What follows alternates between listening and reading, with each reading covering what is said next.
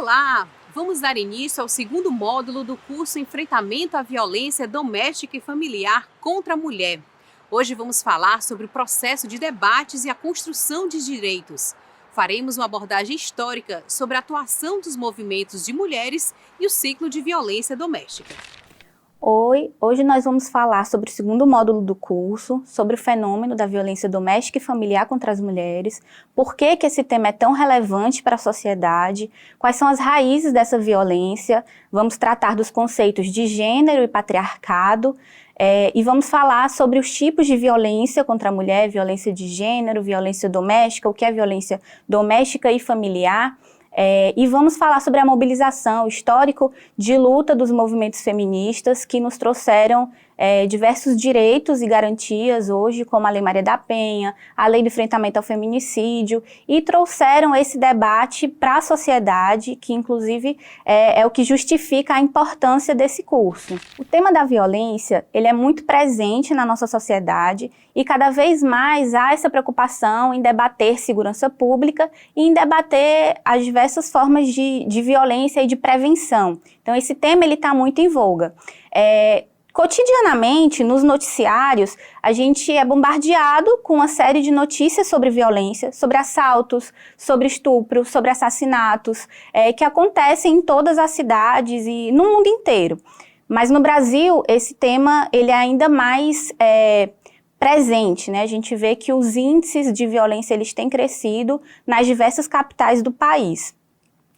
Porém, a gente, quando fala de violência, geralmente a gente tem um perfil de tanto agressores quanto de vítimas, que geralmente são homens, são jovens e são negros. A violência nos jornais, nos noticiários, geralmente elas são noticiadas, né, nas periferias urbanas e se fala muito nos conflitos de grupos armados. Então, se falar de violência, né, e quando a gente olha para os dados, principalmente falar sobre juventude, sobre periferia, sobre racismo, por que então falar sobre violência contra as mulheres? Né? Se inclusive estatisticamente o índice de assassinatos de mulheres ou de violência contra as mulheres, se comparado aos dados gerais sobre violência, ele representa um percentual menor. Por que esse tema então é relevante? Então é importante a gente fazer uma diferenciação do tipo de violência que atinge, que vitima as mulheres e a violência urbana de modo geral. Geralmente as mulheres, elas não vão ser agredidas, elas podem ser, mas geralmente elas não vão ser agredidas ou assassinadas por um desconhecido no meio da rua, numa briga de trânsito, ou vítima de um assalto. Isso acontece, mas predominantemente os dados de assassinatos de mulheres ou de violência contra a mulher é cometido por pessoas que são conhecidas e que possuem vínculo afetivo com as vítimas. Então isso traz um elemento que é diferente, né, em relação à violência urbana, portanto requer um tratamento diferenciado, políticas diferenciadas para a gente prevenir, evitar esse tipo de violência, né? Então, para falar, né, por que isso acontece, por que há esse fenômeno, por que é um fenômeno social de relevância, a gente precisa entender, então, dois conceitos, né, o conceito de gênero e o conceito de patriarcado.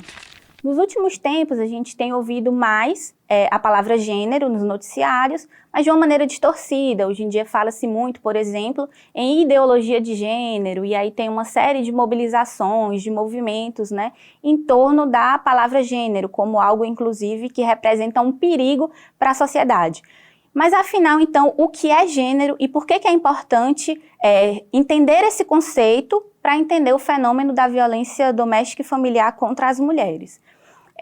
Quando nós nascemos, né, antes mesmo de nascer, a partir da identificação do órgão genital do feto ainda, a família, né, e a sociedade como um todo já cria expectativas para o comportamento dessa criança, né? A gente vê que os enxovais das crianças, eles começam a ser preparados a partir da identificação se vai ser um bebê do sexo feminino ou um bebê do sexo masculino. E assim vai começar sendo preparado os enxovais definidos, diferenciados por cores, por tipos de roupa, tipos de brinquedos, né?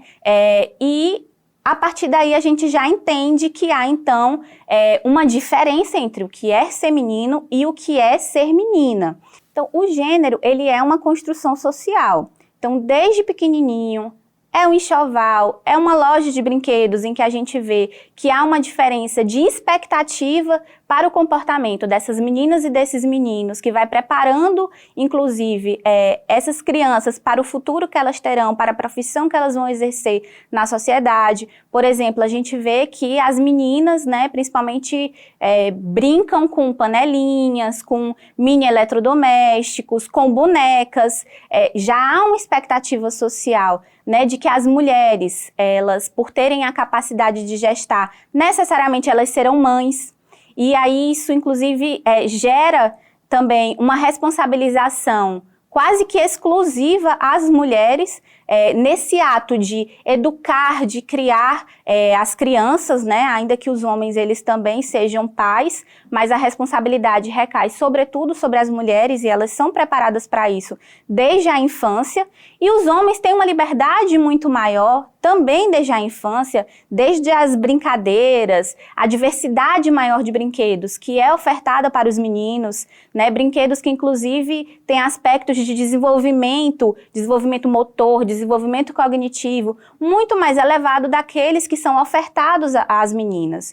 E desde a infância, então, vão sendo moldados esses comportamentos a partir das expectativas. Então, não é apenas os brinquedos, mas também a forma de educar essas crianças, né? Aos meninos é mais permitido, né, que haja essa brincadeira mais livre do que as meninas. Muitas meninas, inclusive, têm uma carga de trabalho já desde a infância, de trabalho doméstico, que diminui, inclusive, a quantidade de horas que ela tem dedicado aos estudos, por exemplo. Até para os homens, espera-se que eles não sejam emotivos, que eles sejam o oposto do que é ser uma mulher. Então, seriam conceitos que seriam complementares, né? As características do que é ser um homem são diferentes do que é ser uma mulher e que esses indivíduos, que esses gêneros, eles seriam complementares. O que falta em um, né,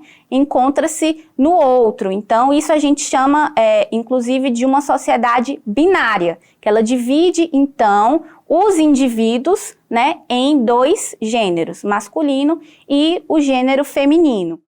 Se o gênero divide a sociedade entre homens e mulheres e define o que é ser homem e o que é ser mulher, o patriarcado é a estrutura que gera uma relação de poder entre esses gêneros, onde os homens, eles são, o gênero que tem mais privilégios e que tem poder sobre o gênero feminino, sobre as mulheres, né? De que forma a gente pode entender ou a gente pode identificar essa estrutura chamada patriarcado em funcionamento na sociedade? A gente pode identificar isso tanto no cotidiano, numa relação familiar, quando a gente vê que os homens eles ainda se consideram os chefes de família, aqueles que devem ser os grandes provedores da família, e também as mulheres, né, são as responsáveis pelo trabalho doméstico e tarefas de cuidado com os filhos e também com esses homens, né? São as mulheres responsáveis por fazer o jantar, são as mulheres responsáveis por limpar a casa, enfim, por esse trabalho doméstico que é fundamental para todos os entes da família, mas que é atribuído, né, e executado sobretudo pelas mulheres. Então a gente vê que o patriarcado ele pode ser identificado nessas relações cotidianas e familiares, nos tipos de profissão e também nas instituições. Se a gente vai olhar os códigos, né, os códigos civis, a legislação vigente ao longo dos anos, a gente vai vendo como que o patriarcado estava entranhado nas instituições, nas estruturas. O homem, ele não apenas se considera o chefe de família, como isso já foi norma. O Código Civil de 1916 determinava que os homens eram os chefes de família, né? E esse Código Civil ele só foi completamente alterado agora recentemente, em 2002. Porém, ainda que tenha sido alterada uma lei, esse costume ele ainda é presente, ele ainda é atual, vem sofrendo modificações, tanto é que gerou essa alteração jurídica, essa alteração legal, né? Mas esse ainda é um comportamento que pode ser identificado na sociedade. Esta é a principal estrutura que a gente tem que entender para falar sobre violência doméstica e familiar contra as mulheres. Porque a violência doméstica e familiar contra as mulheres, ela é resultado exatamente desta hierarquia, né? Os homens que cometem violência contra as suas companheiras, eles cometem porque eles estão entranhados por essa ideia de que eles são superiores a estas mulheres, de que as mulheres são indivíduos, são cidadãs de segunda categoria, de que a voz deles é mais importante, de que eles são os chefes dessa família, portanto, eles que inclusive determinam se vão dar ou não, vão conceder ou não o divórcio. O Código Civil de 1916, além de determinar que os homens eram os chefes de família, também dava a eles o poder de autorizar ou não se a mulher poderia ter uma profissão, se ela poderia exercer algum trabalho fora do ambiente doméstico. Então, essa cultura, ela vem até hoje. Se os homens eles eram chefes de família, poderiam determinar se a mulher poderia exercer a profissão ou não. Se eles têm tanto poder, eles hoje querem determinar se o relacionamento vai chegar ao fim ou não. As tarefas que a mulher tem que desempenhar dentro de casa, se ela não desempenha, muitas vezes isso vai acarretar em violência, nos diversos tipos de violência. É por isso que quando a gente fala em violência doméstica, em violência familiar, claro que pode ser uma violência cometida por uma mulher contra os filhos, né? Uma violência doméstica e familiar. É uma violência que acontece no seio da família, do ambiente doméstico, e pode ser cometida por qualquer um dos indivíduos da família. Porém, a partir dos dados, a gente vê que é uma violência que é cometida majoritariamente por homens sobre as mulheres, sejam suas companheiras, suas esposas ou suas filhas.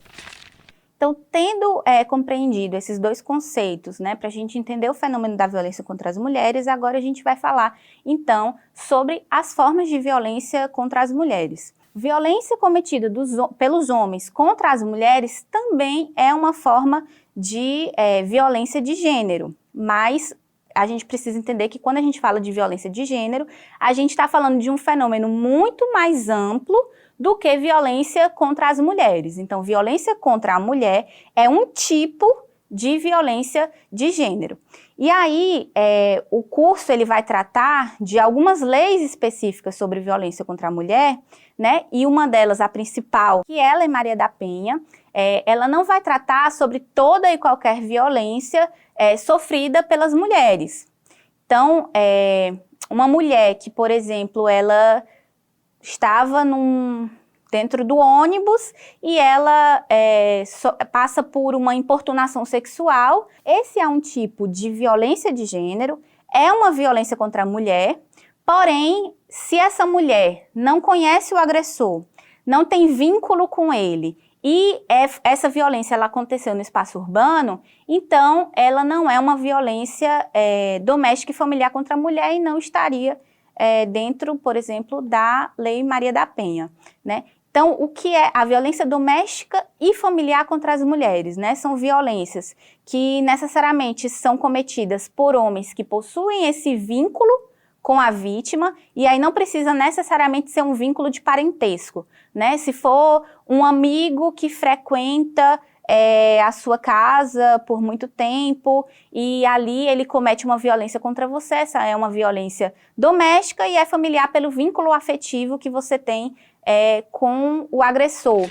Agora nós vamos falar da mobilização dos movimentos de mulheres e movimentos feministas que transformaram o tema da violência contra as mulheres em um tema de relevância social e tiraram esse debate da esfera privada e trouxeram para a esfera pública. A violência contra as mulheres é um fenômeno muito antigo, está presente ao longo da história das sociedades ocidentais. Eu acredito que todo mundo conheça pelo menos uma mulher que já tenha sofrido algum tipo de violência, mas ele não foi tratado da mesma forma ao longo da história. Quem nunca ouviu aquela história de que em briga de marido e mulher ninguém mete a colher, né? Então se falava muito que esse era um tema que dizia respeito apenas àquela família, né? A uma família especificamente, que era um tema de âmbito privado e individual, que deveria ser tratado apenas pelas pessoas envolvidas no assunto. Porém, as mulheres, quando se organizaram, né, em movimentos feministas, em ONGs, trouxeram a público esse tema, principalmente a partir de alguns casos que ganharam maior destaque na mídia. A gente tem aqui no Brasil alguns casos emblemáticos, além do próprio caso da Maria da Penha, né, que dá nome à nossa lei, que trata sobre violência doméstica e familiar contra as mulheres, mas a gente tem desde a década de 70 alguns casos que foram ganhando notoriedade, em especial um caso que ficou muito conhecido porque ele foi noticiado internacionalmente, que foi o caso da Angela Diniz, quando ela foi assassinada pelo Doka Street, que então era o seu namorado, e a defesa, né, do assassino utilizou uma justificativa que vinha sendo utilizada pela defesa de uma série de homens que assassinavam as mulheres e que fazia com que eles ficassem impunes, que de certa forma legitimava esse crime e essa violência cometida contra as mulheres, que era a ideia da defesa da honra, né? Eles cometeram um crime para defender a sua honra, como se as mulheres também não tivessem honra a ser defendidas. Então, a defesa dos agressores, ela se baseava nessa estratégia, e que não só se baseava, como a gente teve um caso recente agora do STF, que usou a mesma justificativa e que foi legitimado, e mais um assassino saiu impune. Então a gente tem diversos exemplos de crimes que foram cometidos contra as mulheres, em que os agressores não foram responsabilizados porque, de certa forma, a sociedade justificava, aceitava, legitimava esse tipo de crime, ou condenava, inclusive, essas mulheres por algum tipo de comportamento que elas tenham cometido. É muito comum, por exemplo, em casos de violência sexual, perguntarem que roupa essa mulher estava vestindo, se ela tinha ingerido bebida alcoólica, onde ela estava, com quem ela estava, se saiu sozinha. O que é uma maneira de justificar esse tipo de crime, né? Ou também até em casos de violência física cometida por namorados e maridos, e sempre tem, né, alguém que pergunta, mas o que foi que ela fez para ele fazer isso? Então, ainda que a gente tenha normas, né, para punir esse tipo de crime, mas ainda há uma conivência social. Porém, houveram avanços, né? O movimento de mulheres iniciou uma série de campanhas públicas. Na época do assassinato da Angela Diniz, a campanha que ficou mais conhecida, que ganhou bastante destaque na mídia, né, promovida por diversas mulheres que se revoltaram com mais um assassinato que ficaria ali impune, e onde aquela vítima ela era violentada duas vezes, né? Ela foi agredida, ela foi assassinada, e a sua reputação também atacada, né, por diversos jornais e pelos próprios comentários na sociedade. Então as mulheres, elas levantaram a bandeira, né, de quem ama não mata, porque inclusive os crimes cometidos contra as mulheres, por muito tempo, eles eram noticiados e justificados como crimes passionais. Então, crimes cometidos por um ápice de paixão, né, onde a pessoa perderia ali a razão, sairia ali do seu senso de realidade, e num pico de emoções cometeria esse tipo de crime. Então, nós vimos nesse módulo os conceitos que explicam, né, as raízes desse fenômeno social, que é a violência doméstica e familiar contra as mulheres. Vimos o que é violência doméstica, o que é violência familiar, o que é violência de gênero, e a trajetória dos movimentos de mulheres que trouxeram esse tema para a esfera pública, que transformaram esse tema num tema de relevância social, e eu acredito que essa seja a conquista mais significativa que essa trajetória, né, de mobilização nos trouxe. Chegamos ao fim da aula de hoje. No próximo módulo, vamos estudar sobre o feminicídio no Brasil. Enquanto isso, você pode acessar todo o conteúdo no ambiente virtual de aprendizagem pelo link cursos.fdr.org.br. Obrigada pela sua atenção e até a próxima!